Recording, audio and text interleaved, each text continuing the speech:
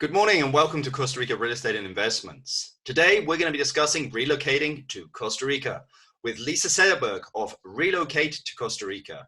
Lisa's been here for over 15 years in Costa Rica and has helped many people relocate here. So today we'll be discussing residency, the pros and cons of moving here, and many more things. Remember, if you have questions for future guests, please place them in the comments and remember to subscribe. Good morning, Lisa. How are you doing? Good morning, Richard. I'm good. How are you doing? Very good. Thanks for taking the time to speak with us today. Thank you for having me. It's nice to be with you. No worries. Well, we're going to cover probably quite a few topics today. So let's get started and let's get straight into it. Because I'm sure that the listeners here are probably going to have some burning questions that they want answering. So yeah, like I'm going to get straight into it. You know, what's the one thing in your opinion that people don't tell you that you don't hear about when people want to kind of move to Costa Rica? I think what I'm finding, which is an interesting one to me through my clients that I've been helping recently, that I've planned trips for, and then I see them here and I take them around and then I send them off on their trips to discover the country a bit. What they come back and tell me is, I had no idea you had to speak so much Spanish. Like they had no idea that speaking a little bit of Spanish in order to get around is helpful, especially if you're going to move here. I know a lot of people have no plan don't speak Spanish, have no plan on speaking Spanish. That's fine. You can find pockets where you don't have to speak Spanish. I know people that live here for many years that don't speak Spanish, but I think it would behoove anyone wanting to move here to learn some Spanish, or at least have the idea that you're going to be open to learning it, because it can be tricky. You know, if you're in the little towns in the middle of nowhere, they're not going to speak English. Yeah. And you can use your Google Translate apps and stuff, but I think that surprised me the most, that people were surprised that they speak Spanish here and not English, that not everyone speaks English here. And do you think that there are certain areas where English, you can kind of get away with not speaking so much Spanish, like maybe more in the northern parts of Guanacaste, or maybe in the Central Pacific, whereas the southern areas maybe you can't, or the highland areas? I mean, what do you typically find? Yeah, for sure. I mean, obviously the touristy areas, you say touristy and people think automatically like Cancun with flooded beaches and packed beaches. We don't have that much space here, first of all. So even the busiest places aren't going to feel like, super touristy compared to some other destinations, I would say. But yeah, like Tamarindo, Coco, Hermosa, plenty of places like that, many expats that don't speak any Spanish and they get by just fine. Jaco, obviously there's lots of English speakers, lots of Ticos, lots of Costa Ricans do speak English, but a lot don't still, and it depends. If you're going to go down to Tinamastes or like, the little tiny pueblos in the middle of nowhere, then chances are they're not going to speak English. Where I live, people don't speak English.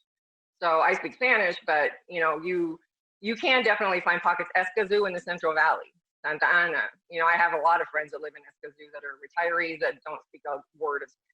Yeah. So, and they get by fine. They just stick to their little bubbles. And if that's all you want to do is stick to your little bubble, you can definitely get along. But if you want to explore and you want to enjoy the culture and the country and really get the most out of it here, I definitely recommend knowing. Yeah, I mean, it's easy for us to say, learning Spanish is easy, because we've learned it. But I mean, typically, how long would you say it takes someone to get by Spanish? How long would you typically say? That's tough, because I taught English for a while, and so I understand the process is different for everyone. Some people catch on really easy. For me, it wasn't hard to learn Spanish, and then others can do their very best, and it just doesn't click. So it's really hard to say. There's some really good immersion programs, even online, that you can do before you get to Costa Rica. Like Ticolingo is a good one that they teach you Tico Spanish, so your ear's a bit more familiar with the way they say things here.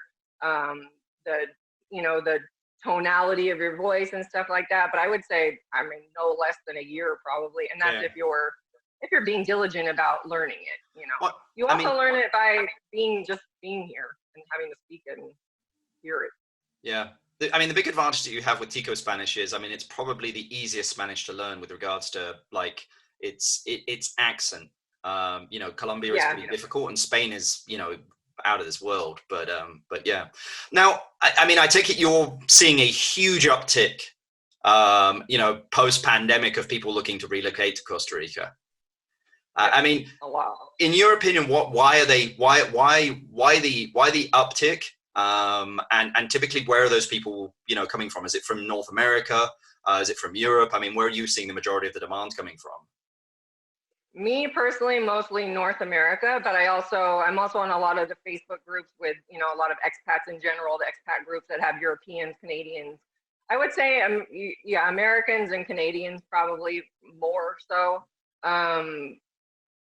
Yeah, I would say mostly North Americans. They're coming here because, I mean, obviously things in North America are a bit unstable right now. Whether it doesn't matter what you believe in or what you think, either side or whatever side, it doesn't matter. Everyone's feeling a bit of unrest and a bit of turmoil and a bit of like anger and a bit of just unrest. So from my clients that I talk to, I think that most of them come here for what many of us come here for ultimately is just a more peaceful life, a life where you just kind of blend in more and you just kind of do your own thing and it's kind of live and let live. I think more people are looking for that kind of lifestyle than the 9-to-5 grind. And especially now that there's so much remote work, a lot of people now got sent home to work. You can work from anywhere. So I think people are realizing, wow, my whole world just opened up. I can actually go work from another country if I wanted to. Yeah, I mean, I've kind of thought about it as like, again, typically people, work their butts off till they're 65 or some point, then retire and then go and live the dream. Whereas now this has allowed us to kind of, mix those two things together of, we can kind of live the dream while also working rather than just having to, wait until basically our knees hurt, Exactly. So, well, that's great. Well, I mean, when people, are first looking to come here, I mean, one of the big things that comes up is going to be kind of more of, okay, I want to move to Costa Rica. How do I do it with regards to, do I have to get residency? Do I become a citizen? Do I arrive on a tourist visa? I mean, I suppose my question here is for anyone that's in the States that's like, look, I'm thinking about moving down there.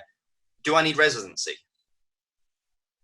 So residency, if you plan on living here, for sure, residency is obviously something you want to have. If you're 100% sure this is where I'm going to move there, I would even get the paperwork started while you're still in the States, just because things take time. And there are, certain windows that you have to work within for certain documents and stuff. So that you need to get your police report and FBI report and stuff like that. So if you're sure that you... How much would it cost to get residency? Sorry to interrupt. How much would it cost? Because I'm sure that's people what they're asking right now. I mean, typically, how much is someone looking to have a lawyer or a company down here manage that application? I would say if you're going through an attorney, anywhere from, and not including, from start to finish, like let's say you give them your paperwork, you do your paperwork, you get your FBI report and your birth certificate, apostille and stuff like that. Let's say you do a little bit of the legwork, but you need them to file your papers and stuff.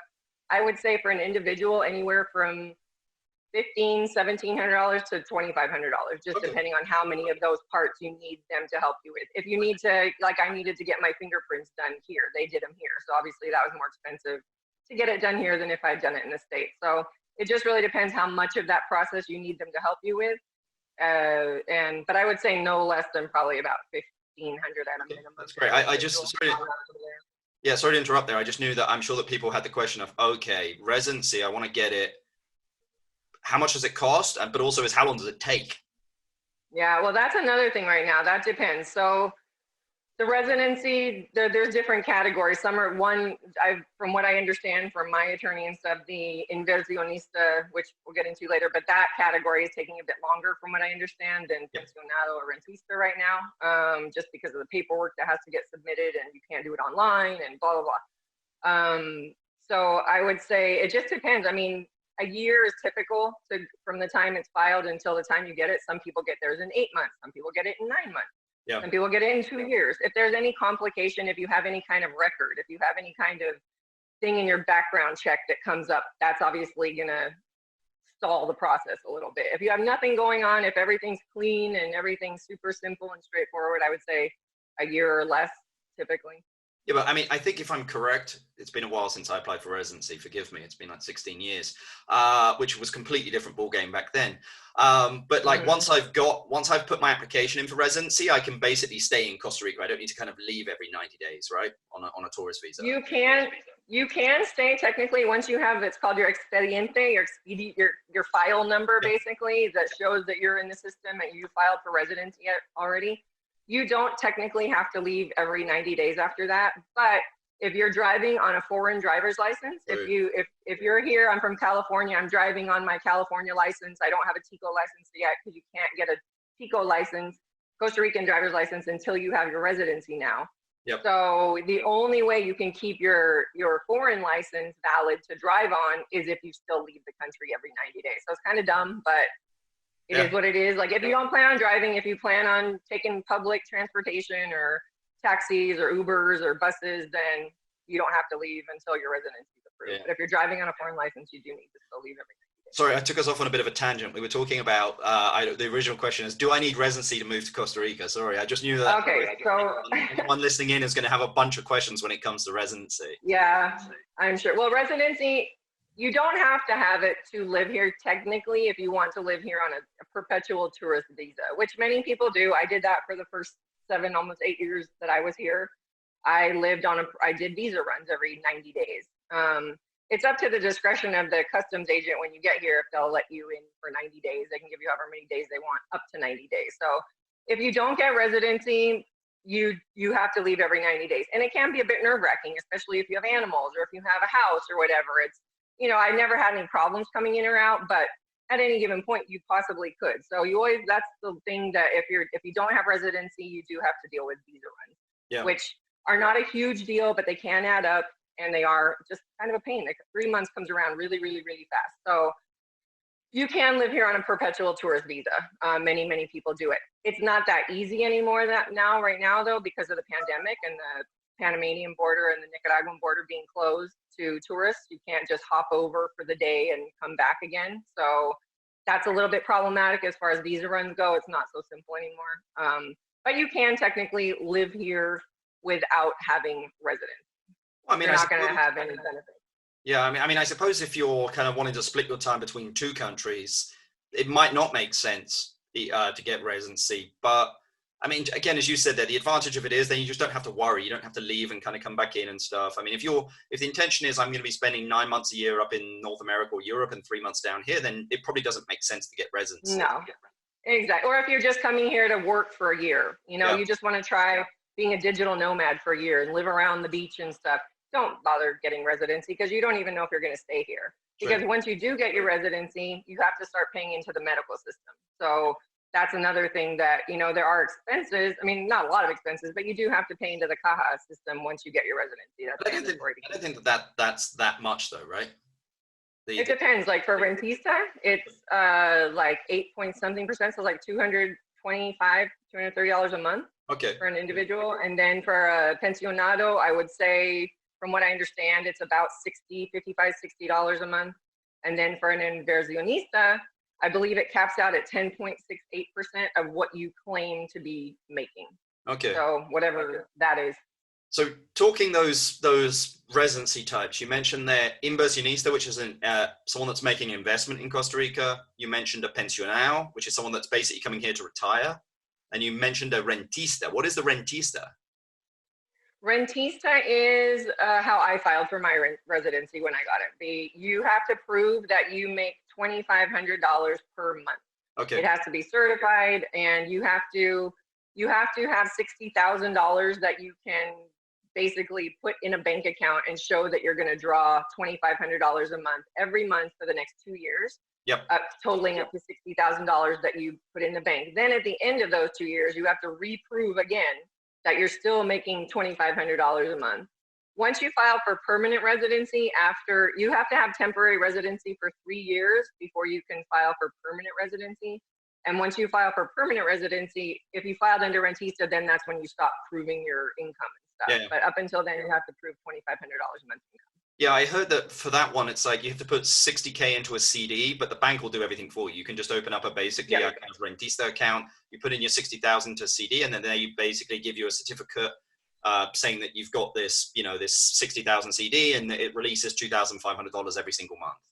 So exactly. Okay, yeah, it's not that complicated. And if you have a steady income, and you've had a steady income, and you foresee continuing to have a steady income, that's one of the probably easier categories to get. Pensionado is going to be the easiest just because it's very cut and dry. You just have to show your lifetime pension amount that you're going to get. And that's pretty much it. So But you can't work on But that. yeah, You can't work if you have that residency. If you're a pensioner, you can work. You can't work on any temporary residency visa. You can only work when you have permanent residency. Okay, so even if I have a rentista, I can't work. No, no.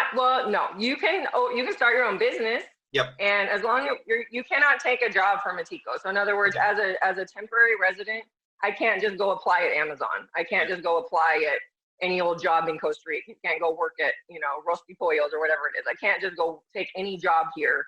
I'm not entitled to those jobs until I have my permanent residency. Once I have my permanent residency, then my work restrictions are lifted. I can work wherever I want. Yep. So yeah, before that, you can open a business though. If it's a business that you're opening, that you're running on your own, that you're starting, you created your own job, you're not taking a job from someone, you kind of run it individually and it's a specialized thing, then that's another kind of loophole where you can open a business. I mean, talking businesses here, because again, we just talked about residency, those three amounts. The other one, of course, is that inversionista, which I think you have to, which is the final residency part, is I think you have to invest. They reduced it from 100,000 to 150,000, correct? Not yet. That hasn't been passed yet. Okay. They're wanting to get that passed. It's still 200,000 investment, but that can be a combination of real estate, a car. It can be a combination. It doesn't have to be one thing. It can be, and it covers your whole family. Whoever's your immediate family moving with you, it covers everyone under that. So, I mean, your basically advice would probably be speak to a company or a lawyer that does this. I would. I mean, to get general information, there's lots of people that have general info. Like I can give people general info, but if people are ready to start the process or say, okay, what steps do I need to start taking? Yep. Where do I begin? And yeah, and it's not only, I mean, there's people that do immigration and help people get their residency that aren't official lawyers. Yep. But they have ins at immigration or whatever. They've been doing this for years and years and years. But yeah, it definitely helps. My attorney, I gave them my paperwork. I never heard another word until like 11 months later, and they sent me an email saying, okay, when can you go sign up for the CAJA? And I was like, was my residency approved? And they're like, oh yeah. Like I never heard anything. There was nothing. I just kind of submitted it and then it was approved. So I know it's not always that simple, but mine was a pretty simple case and it happened pretty quickly. Hey, every so often Costa Rica surprises you in its simplicity. Every so often, but the majority every so often frustrate you. Yeah. So, talking about businesses, there. I mean, if I was someone, I'm coming down here and I was like, you know what? Okay, I do want to work. I do want to do something, and I want to start a business. I mean, what are typically the businesses that people are starting here where you see that they have success? That's an interesting question. Travel company. Times are a little tricky. Times are a little tricky right now, the pandemic and stuff. But I would say, generally speaking, what a lot of people are looking for now are investments. But an investment, who knows? Who's to say how much you can make on an investment here? It just depends where it is, location. But I would say, business-wise, a lot of people are looking into buying Airbnbs, rental properties, villas. That they can rent out, that they can rent on VRBO, and also use it when they're here. So I think a lot of people are, looking into rentals to rent out. Sometimes people will take over restaurants, famous little restaurants. You can't work in the restaurant, but you can hire locals to all work, you can hire everyone to work in the restaurant, but you're not supposed to work in the restaurant. Yeah. But yeah, restaurants, I would say. And then tour companies, sometimes people get into, if they have a specific niche, if they're paddle boarding or, ATV, some people get into that. I don't know how lucrative that is. But yeah, I would say probably investing in an already established business is the best way to start off, I would say. Yeah, I mean, I've seen quite a few people because I spend quite a time speaking to people and also out on the road, property management companies, restaurants, as you mentioned there, tour companies, realtors, kind of real estate companies somewhere. Yeah, real estate for sure. They're the kind of typical ones. Or again, if they wanted to, I suppose, come here and work, you could just if you're from the US, you could just get a job up in the US where you're basically working down here. You can do it. Well, that's the only way, really the only way around working here if you don't have residency is to do it to work for a company online. A lot of people teach English online. If you have a TEFL degree, it's pretty easy. There's so many online companies now that actually pay pretty good salaries.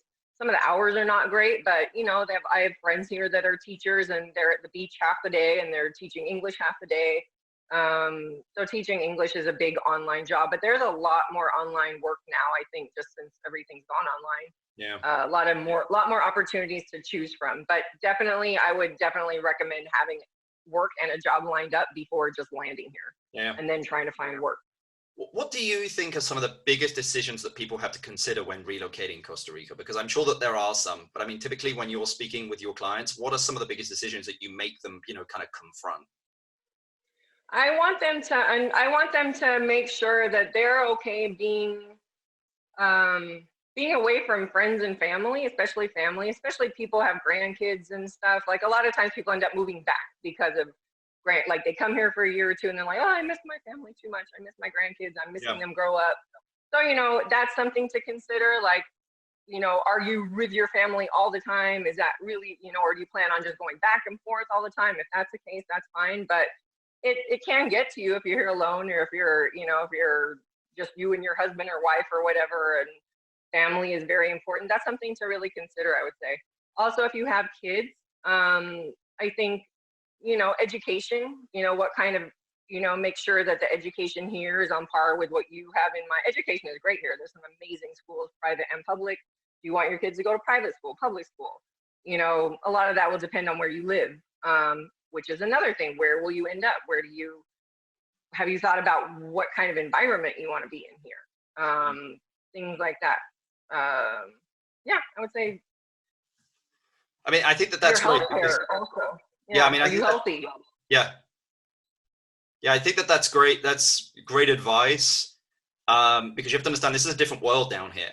And I mean, again, while it sounds like the dream and it's paradise, the vacation compared to the vacation experience compared to reality are two completely different things, you see. So completely different things, and it can get lonely if you're here by yourself. If you're not here with friends and family. It's not super simple all the time to just go out and make Tico and Tika friends. It's not that simple. So it does take a little time to assimilate, and there can be growing pains, and you just need to make sure that you're aware of those and ready for them, and don't come in with unrealistic expectations. I think people come in having a vision of what their life is going to be like here, and then getting here and realizing like, oh, this is real life. It is hard communicating. It is hard getting this done or that done, or filling this out, or whatever it might be. There are challenges. There are definitely challenges here. But it's worth it, right? So worth it. I can't imagine living anywhere else. I mean, no matter what, I honestly can't. And it gets more that way. I think I feel more sure about that as time goes on. What do you think? Again, we've talked about some of the pros and cons, but I mean, what do you think are the biggest pros of Costa Rica, and what do you think are the biggest cons of Costa Rica that people should consider? Pros, I could go on probably all day. But pros, weather is, I mean, you cannot beat the weather. It's amazing. Even if you live up in the mountains or something, it's still, it's just still so fresh and so beautiful, and it's just so aesthetically pleasing everywhere you go. You never get sick of driving because it's just so pretty. You always see something different. So I think just weather, healthier lifestyle. You tend to get out and do things more here because it's a country geared at outdoor living, basically. Houses have whole living rooms outside with TVs and everything. People don't spend a ton of time inside their houses. So I would say just a healthier lifestyle, communicating with your neighbors more, being more involved with your community. You tend to know people more here. Whereas in the States, I lived across from my neighbors for 8 years. I didn't even know, I never saw their faces. I don't know who they were. I knew they lived there. But here, I just feel like it's much more community, more, and like I said before, it's also, you can drift off into the abyss if you don't ever want to be known of again. If you want to just chill out and do your own thing and not have no one worrying about what you're doing, that's another thing here. People just kind of leave you alone and let you do your own thing, I would say. What other pros? Well, I mean, I think the food is much healthier. Yes, for sure. The produce, being able to go to the organic markets and stocking up on bags of groceries for $15 for the week, it's amazing. The fresh fruit and produce is really, really amazing. Yeah. Very healthy food. Walk a lot more here too, to get from point A to point B. I think it's just healthier lifestyle, mentally, physically, emotionally. What about the cons? The cons, I would say for some it's more expensive. For me, it's not, just because I'm from Southern California and it was very expensive to live there. But for some that are, used to living very cheaply, it might be more expensive. But that also depends where you live, what kind of grocery stores you shop at. If you shop, you buy imported stuff, obviously those things are going to cost more. If you live at the beach, your air conditioning is going to cost more. Whereas if you live in the valley and you don't really pay for air conditioning or heating. So I think cons, it can be more expensive just depending on your lifestyle and where you end up. Also, just infrastructure, like roads, those kind of things. Yes, for sure, infrastructure. And I don't know if there's a good thing or bad. I haven't figured it out yet, but police presence really isn't a whole lot of police presence. Like, you could drive forever. I've never been pulled over here ever in 12 What? years. I've been pulled over like 4 or 5 times. I think I've had enough tickets for the both of us. Actually, no, I lied. I did get pulled over on the way to Manuel Antonio one time. And he just smiled and he said, "How old are you, from California?" And I said, "Yes." And he's like, "Okay," and he let us go. That's Costa Rica. I mean, that sums Costa Rica up, right?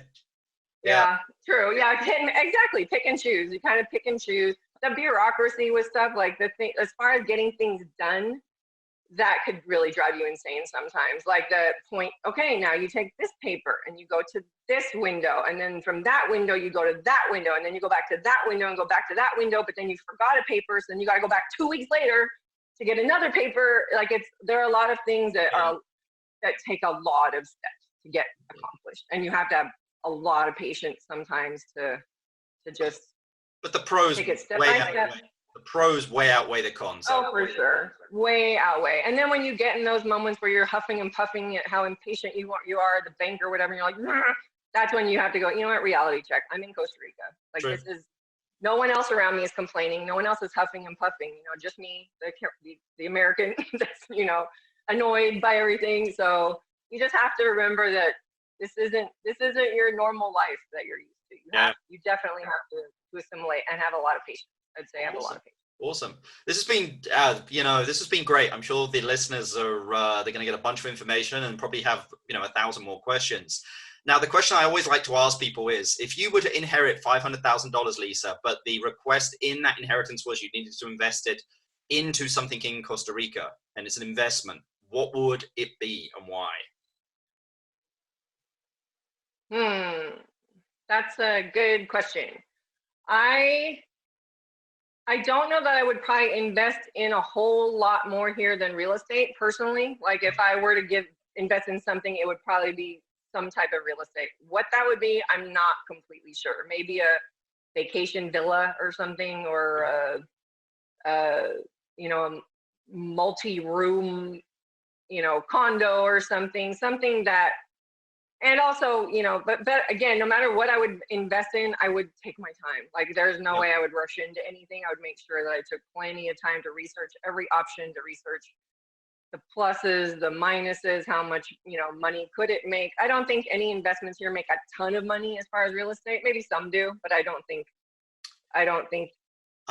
think it would be more for my security, rather than my ultimate security in life, rather than trying to make a bunch of money off it. Maybe you can make some money. Yeah, you can. You're going to have to work your butt off, but you can. But I always tell people that Costa Rica is like a lifestyle investment, where it's kind of a mix of both, meaning that you're not going to be seeing 12, 15%, 20% returns here. You're probably going to get 5, 6, 7, but you also get a ability to have that lifestyle that you're looking for as well. So it's kind of a yes, that's very, very, very true. Very true. Very different than buying real estate in the States. Yeah. So yeah, it's a whole package. But I feel like it has to call to you, whatever it is. I think it needs to be something that calls to you, whether it's a place you buy or a business you buy or whatever it is. Yeah. It has to be something that resonates with you, so that you actually care about it and grow it and take care of it. Awesome. Well, Lisa, I very much appreciate your time. And as I said, to anybody that wants to get in contact with Lisa, all of her contact details will be in the descriptions. She's a huge resource, a great resource, a wealth of resource. I've known Lisa for many years. So for anybody out there that's looking to come to Costa Rica, please reach out to Lisa. I appreciate your time, Lisa. Thank you, Richard. Have a good day. Thanks for having me. You too. Catch you later. Okay. Bye.